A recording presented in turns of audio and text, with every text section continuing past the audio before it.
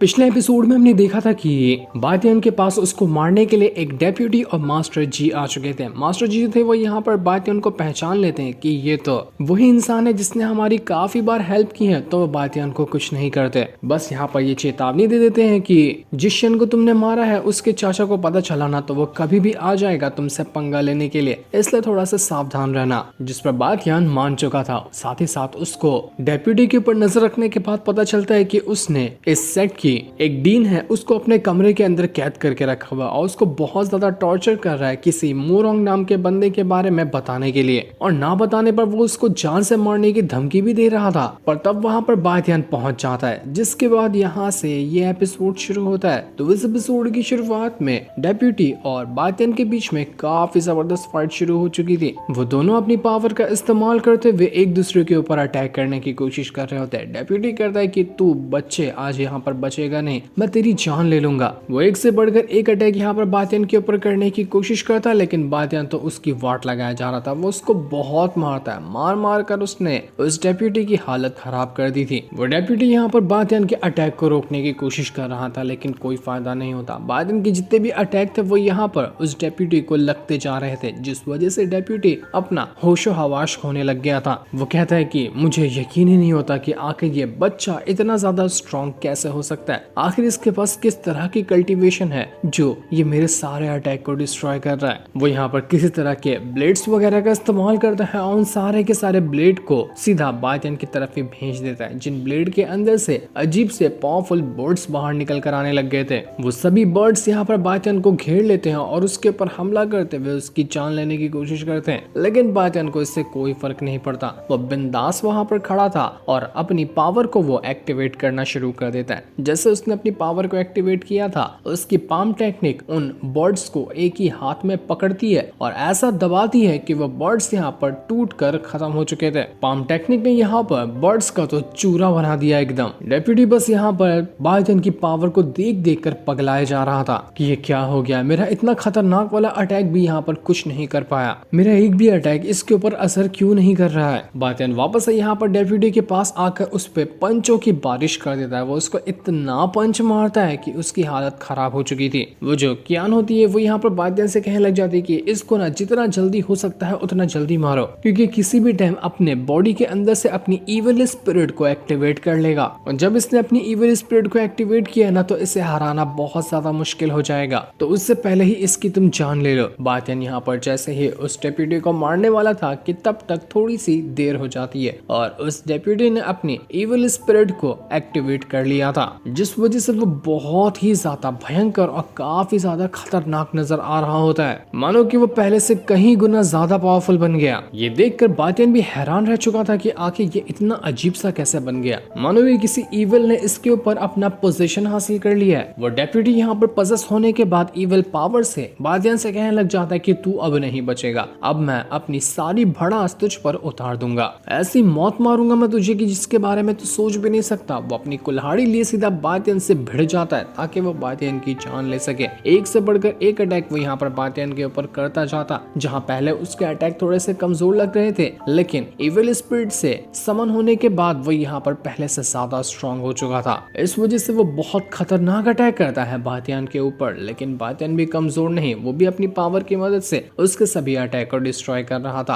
अब चाहे ये इविल स्पिरिट इस्तेमाल कर ले या कुछ भी इस्तेमाल क्यों ना कर ले, बातियन के सामने थोड़ी ना टिक सकता है वो। तो डेप्यूटी कहने लग जाता है कि आखिर तू अभी तक के जिंदा कैसे बच रहा है, मैं तो अपनी इविल स्पिरिट को भी इस्तेमाल कर चुका हूँ, फिर भी यहाँ पर तुझे कुछ हो क्यों नहीं रहा। पर ज्यादा खुश मत हो तू, कैसे भी करके मैं यहाँ पर तुझे मार कर ही रहूंगा, चाहे दुनिया इधर की उधर क्यों ना हो जाए, तू बचेगा नहीं आज। तो जैसे वो यहाँ पर अटैक करने वाला था, बातियन फिर से अपनी पाम टेक्निक की मदद से उसके अटैक को यहाँ पर डिस्ट्रॉय कर देता है, लेकिन वो डेप्यूटी तो रुकने को तैयार ही नहीं। वो अपनी कुल्हाड़ी लिए अंधाधुन बातियन के ऊपर अटैक किए जा रहा था, जहाँ उसको मौका मिलता वो वहां पर बातियन को मारकर उसकी जान ले लेता। फाइट करते करते ये दोनों महल के बाहर आ गए थे और यहाँ पर भी इनकी फाइट रुक नहीं रही थी। दोनों पागलों की तरह एक दूसरे के ऊपर अटैक किए जा रहे थे। बातियन यहाँ पर अपनी सीधा मार्शल स्वॉर्ड को बाहर निकाल लेता है और यहाँ पर उसकी मार्शल स्वॉर्ड पूरे भयंकर तरीके से एक्टिवेट हो चुकी थी। जब मार्शल स्वॉर्ड के ऊपर उस डेप्यूटी की नजर जाती है तो उसकी फटकर हाथ में आ चुकी थी कि भाई साहब ये है क्या चीज, ये स्वॉर्ड है कि भूकंप है, ये कुछ समझ नहीं आ रहा, इतनी खतरनाक स्वॉर्ड इसके पास कैसे आई। वो यहाँ पर उस स्वॉर्ड के अटैक से बचने की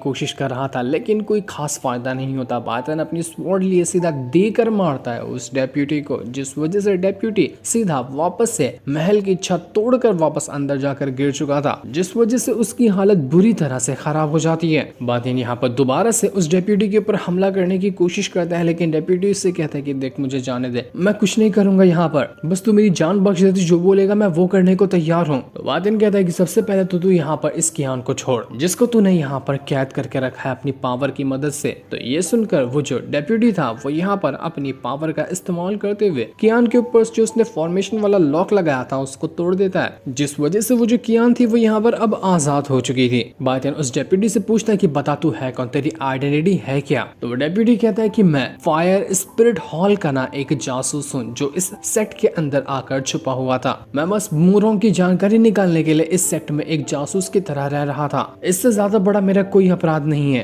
इसलिए तुम मुझे जाने दो, मुझे मेरी जान बख्श दो तुम। तो बायतन कहता है कि बता मुझे तेरी तरह और भी कई सारे जासूस इस सेट के अंदर मौजूद है क्या, मुझे सारे के सारे जासूसों की खबर चाहिए। तो वो कहता है कि हाँ होंगे तो और लोग, लेकिन मुझे नहीं पता कि वो लोग कौन है, क्योंकि कोई भी जासूस अपनी आइडेंटिटी एक दूसरे जासूस को नहीं बताता। चीजें जानने के बाद बायतन भड़क चुका था, तो वो यहाँ पर अपनी पावर का इस्तेमाल करते हुए उस डेप्यूटी को जान से मारने की कोशिश करता है। वो अपनी फायर की मदद से यहाँ पर डेप्यूटी को जला रहा था, जिस वजह से डेप्यूटी की हालत एकदम ही ज्यादा खराब हो जाती है। वो दर्द से चिल्लाने लग गया था। बायतन यहाँ पर कियान से कहता है कि मैंने इसको अधमरा तो कर दिया है, पर इसकी सांसें छीनना ना आपकी जिम्मेदारी है, आइए और इसको मार दीजिए, क्योंकि इसने आपको बहुत टॉर्चर किया है। तो ये सुनकर कियान जो थी वो अपनी हिम्मत जुटाती है ताकि अपना सारा का सारा गुस्सा उस डेप्यूटी से ले सके। वो डैगर लिए सीधा उसकी तरफ बढ़ने लगती है ताकि वो डेप्यूटी की जान ही ले ले। वो डेप्यूटी यहाँ पर कह रहा था कि नहीं नहीं नहीं, तुम मुझे नहीं मार सकती, तुम्हें पता है ना कि मैंने तुम्हारे शरीर के अंदर एक पॉइजन डाला है, मेरे पास से सिर्फ दुनिया में उस पॉइजन का एंटीडोट है, तुम मुझे मार दोगी तो वो एंटीडोट ना तुम्हें कभी मिलेगा ना ही कभी तुम ठीक हो पाओगे, इसलिए मुझे मत मारो। अगर तुम यहाँ पर जिंदा रहना चाहती हो तो तुम जो बोलोगी मैं वो करने को तुम्हारे लिए तैयार हूँ, मैं तुम्हें ठीक कर दूंगा।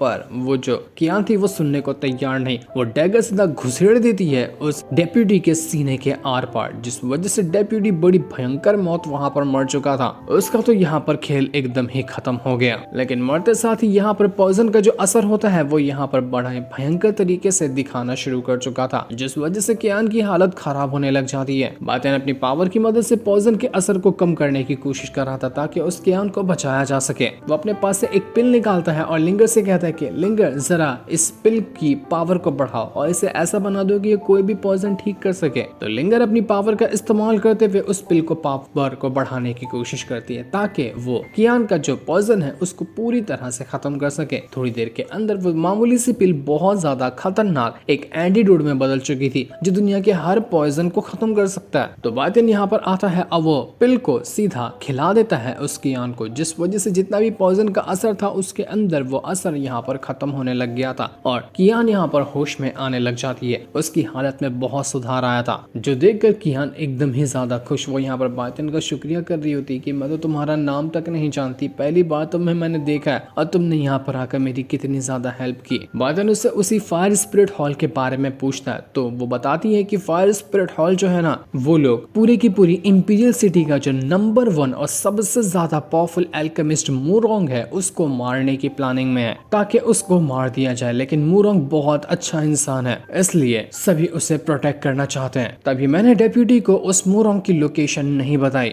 मुझे लगता है कि इस सेट के अंदर और भी कई सारे जासूस भरे हुए हैं जो कि फायर स्पिरिट हॉल के ही होंगे, तो तुम्हारा बहुत एहसान होगा कि अगर तुम बाकी जासूसों को भी ढूंढ कर उन्हें मौत के घाट उतार दो, क्योंकि ये जासूस न जाने कब टाइम मिले इनको और ये हमारे पूरे सेट के ऊपर ही कब्जा कर लें, क्योंकि आजकल किसी के ऊपर भी भरोसा करना बहुत ज्यादा मुश्किल हो गया है। तो बायतन कहता है कि आपको फिक्र करने की कोई भी जरूरत नहीं है, मैं हूं ना यहाँ पर, मैं सारे के सारे जासूसों को खत्म कर दूंगा। बायतन को एक चीज पे डाउट था कि वो भी हो सकता है जासूस होगा जो शैन के साथ आया हुआ था बायतन से लड़ने के लिए एल्डर था ना एक, तो बातियन सीधा उसी के पास जाने के लिए निकल चुका था ताकि उसकी भी वाट लगा सके, हो ना हो वो भी जासूस ही होगा। वो जैसे उस एल्डर के घर के पास आता है, घर के बाहर भी एक फॉर्मेशन लगा हुआ था ताकि कोई भी बाहर का इंसान इस फॉर्मेशन को क्रॉस करते हुए अंदर ना आ सके। बातियन कहता है कि अच्छा, तो पहले से ही फटी पड़ी है कि इसको पता है मैं कभी भी आकर इसकी जान ले ही लूंगा, तभी इसने यहाँ पर ये फॉर्मेशन बना कर रखा था। लेकिन इसको क्या पता कि ये फॉर्मेशन तोड़ना मेरे बाएं हाथ का खेल है। तो वो अपनी पावर का इस्तेमाल करते हुए फॉर्मेशन के ऊपर जैसा ही अटैक देकर मारता है, फॉर्मेशन यहाँ पर अपनी पावर खोने लग गया था, जिस वजह से फॉर्मेशन ढीला पड़ने लग जाता है। और थोड़ी और पावर का इस्तेमाल करने के बाद आखिरकार वो जो फॉर्मेशन था वो यहाँ पर टूट चुका था और बातियन बड़ी आसानी से उस घर के अंदर आकर पहुंच जाता है। जैसे वो घर के अंदर आया था, सब लाइट्स वगैरह यहाँ पर अपने आप ही जलना शुरू हो जाती है, क्योंकि यहाँ पर इंतजार में बैठा हुआ था वही एल्डर बातियन के। वो कहता है कि तुम आ गए, मुझे लगा ही था कि तुम आओगे ही आओगे, क्योंकि वो डेप्यूटी घटिया इंसान, बेवकूफ कहीं का, उसके पास कोई पावर नहीं है। मुझे लगा था कि वो तुम्हें जान से मारने में कामयाब हो जाएगा, लेकिन ये मेरी गलत फहमी थी। पर चलो खैर कोई बात नहीं, तुम हारा, मरना मेरे हाथों में लिखा हुआ था, तभी तो तुम यहाँ पर आ चुके हो। मतलब साफ हो गया था कि ये भी एक जासूस ही है उसी फायर स्पिरिट हॉल का। वो बातियन से कहता है कि तुझे क्या लगता है कि मैं भी उतना ही कमजोर हूँ जितना कि वो डेप्यूटी हुआ करता था? नहीं, मैं बताता हूँ कि मैं क्या कर सकता हूँ। तो वो अपनी पावर का इस्तेमाल करते हुए बातियन के ऊपर अटैक करने की कोशिश करता है। उसने यहाँ पर एक सीक्रेट फॉर्मेशन बनाकर रखा था ताकि जैसे बातियन घर के अंदर एंट्री मारेगा वो उसकी जान ले ले। तो बातियन को वो यहाँ पर उस फॉर्मेशन के अंदर फंसाने की कोशिश करता है। बातियन कहता है कि ओ अच्छा, इसका मतलब तू यहाँ पर तैयारी करके बैठा हुआ था मेरी मारने के लिए। लेकिन मैं तुझे बता दूं कि तेरी कितनी भी तैयारियां हैं ना, वो सारी की सारी तैयारियां धरी की धरी रह जाएगी। वो एल्डर जितने भी अटैक यहाँ पर बातियन के ऊपर करने की कोशिश करता है, एक भी अटैक उसका यहाँ पर बातियन के करीब भी नहीं आ पा रहा था। उसको चोट लगाना तो दूर की बात है, बातियन उसको चढ़ाते हुए कहते हैं कि क्यों, क्या हुआ, हवा निकल गई, तेरे अटैक मुझ पर असर नहीं कर रहे, लगता है कि ये सारे के सारे फुसकी निकले, और ट्राई करेगा अटैक, चल मौका दिया, जा और अटैक ट्राई करके देख ले। तो ये सुनकर वो एल्डर कहता है कि लगता है ना मैं भी तुझे अंडर एस्टिमेट कर रहा था, मुझे नहीं लगा था कि तू इतना पावरफुल होगा जो मेरे सारे अटैक से बड़ी आसानी के साथ बच जाएगा। खुश हो ले बेटा, खुश हो ले, जितना तुझे खुश होना है हो जा, क्योंकि थोड़ी टाइम की तेरी खुशी है, उसके बाद मैं यहाँ पर तुझे मार दूंगा। आज दोनों में से कोई एक तो मरेगा, या तू मरेगा या फिर मैं मरूंगा, तो आजा फिर भिड़ ले। इसके बाद वो दोबारा से यहाँ पर अपनी पावर को एक्टिवेट करने लग गया था ताकि यहाँ पर वो बातियन के साथ फाइट कर सके। लेकिन बातियन यहाँ पर जितना भी अटैक वो एल्डर उसके ऊपर कर रहा था, वो सारे अटैक घुमा कर ही देकर मारता है उस एल्डर को, जिस वजह से एल्डर के अटैक ही आकर उसको यहाँ पर लग रहे थे, जिस वजह से एल्डर की हालत खराब। फिर से यहाँ पर हिम्मत करके खड़ा होने की कोशिश करता है, लेकिन जब उसकी आंखें खुलती हैं तो उसके चारों तरफ उसी के स्वॉर्ड आकर उसके ऊपर लटकी हुई थी, जो कि उसके कंट्रोल में नहीं बल्कि बातियन के कंट्रोल में है। और बातियन जब चाहे उस एल्डर को उसकी ही स्वॉर्ड से मार सकता है। बातियन यहाँ पर कह रहा था कि बड़ा मजा आ रहा है ना, अपने ही अटैक से अपनी जान जाने का एहसास कैसा होता है मैं तुझे अभी फील करवाता हूँ, बस तू देखते जा, बड़ा मजा आएगा। इसके बाद बातियन सारी की सारी स्वॉर्ड को एक के बाद एक करते हुए उसी एल्डर के ऊपर गिराना शुरू कर देता है। एल्डर यहाँ पर बड़ी जोर से चिल्लाते हुए बातियन से कहता है कि मुझे माफ कर दे, तू है कौन, तू मुझे बताएगा, तू कोई मामूली इंसान नहीं लगता है, लगता है कि कोई बड़ा हेवन से जीनियस आकर उतर गया है, अपनी आइडेंटिटी मुझे बता दे कि तू है कौन असल में। तो बातियन कहता है कि तुझ जैसे बचकाने की औकात नहीं है कि वो मेरी आइडेंटिटी जान सके। इतना कहने के बाद बातियन बड़ी शान के साथ घर के अंदर से बाहर निकल कर आ जाता है और सारी स्वॉर्ड को उसने छोड़ दिया था, जो गिरकर लग रहा था कि उस एल्डर का काम तमाम कर चुकी है। एल्डर को भी यहाँ पर बातियन ने मौत के घाट उतार दिया और ये करने के बाद वो बड़े आराम से वहां से निकल जाता है। जो सीन दिखाते ही ये एपिसोड यहीं पर एंड हो जाता है।